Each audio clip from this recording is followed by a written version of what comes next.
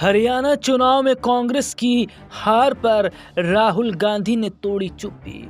हरियाणा चुनाव में कांग्रेस की हार पर मंथन का दौर शुरू।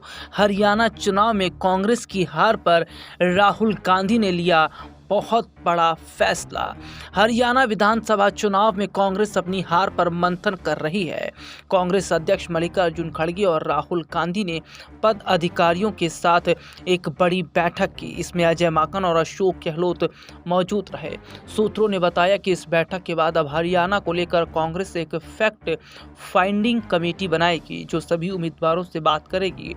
कमेटी की रिपोर्ट के आधार पर आगे की कार्रवाई की जाएगी।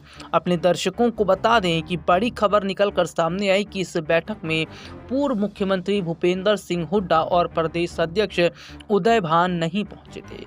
दोनों नेताओं की गैर मौजूदगी पर अजय माकन ने कहा कि केवल राष्ट्रीय पद अधिकारियों की बैठक थी, हरियाणा से किसी को नहीं बुलाया गया था। कांग्रेस की समीक्षा बैठक के बाद गुटबाजी को लेकर पूछे गए सवाल पर अजय माकन ने इनकार नहीं किया। उन्होंने कहा कि कई सारे कारण होते हैं, चुनाव आयोग से लेकर आपसी मतभेद तक हम सभी कारणों पर चर्चा करेंगे।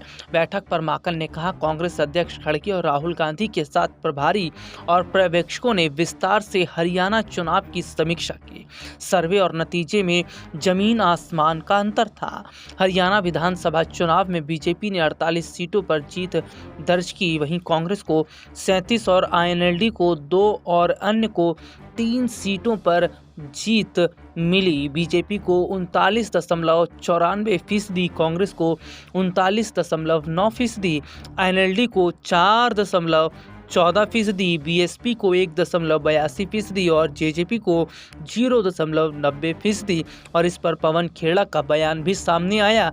देखिए। आज केसी वेणुगोपाल जी, अशोक गहलोत जी, अजय माकन जी, चौधरी भूपेंद्र सिंह हुड्डा जी, जयराम रमेश जी, उदय भान जी और सिंघवी साहब भी थे, वो ऑनलाइन जुड़े। इलेक्शन कमीशन को हमने अवगत कराया।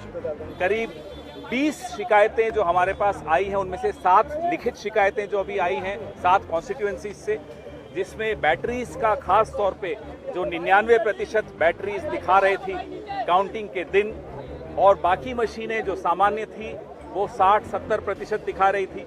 उससे हमने चुनाव आयोग को अवगत कराया और चुनाव आयोग ने हमें ये आश्वासन दिया है, क्योंकि माकन जी ने और सिंघवी साहब ने एक मांग रखी कि वो तमाम मशीनें जिनके बारे में आज जिक्र किया है, शिकायत की है, उन मशीनों को सील कर दिया जाए, सिक्योर कर दिया जाए, जब तक इसकी जांच पूरी नहीं हो जाती।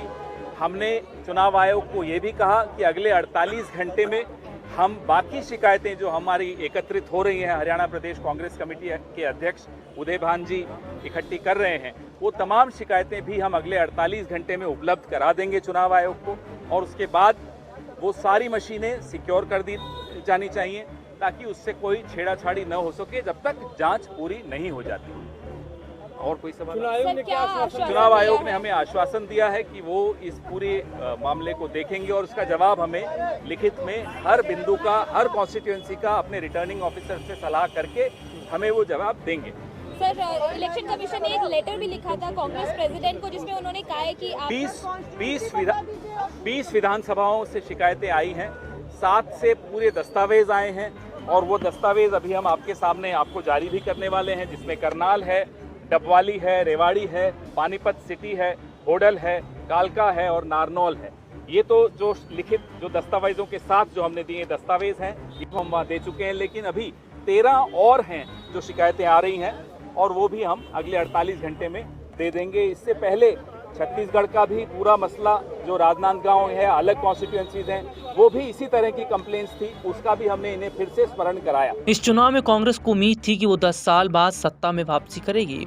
हालांकि बीजेपी ने हैट्रिक लगाते हुए कांग्रेस के मंसूबों पर पानी फेर दिया, लेकिन इस चुनाव में एक बड़ी धांधली की बात भी निकलकर सामने आई और माना जा रहा है कि इस चुनाव में कांग्रेस के खिलाफ एक बड़ी साजिश हुई, क्योंकि खुद सत्यपाल मलिक, जी हाँ, जम्मू कश्मीर के पूर्व राज्यपाल सत्यपाल मलिक ने इस चुनाव में जो नतीजे आए, उस नतीजों में एक बड़ी धांधली की बात स्वीकार की है।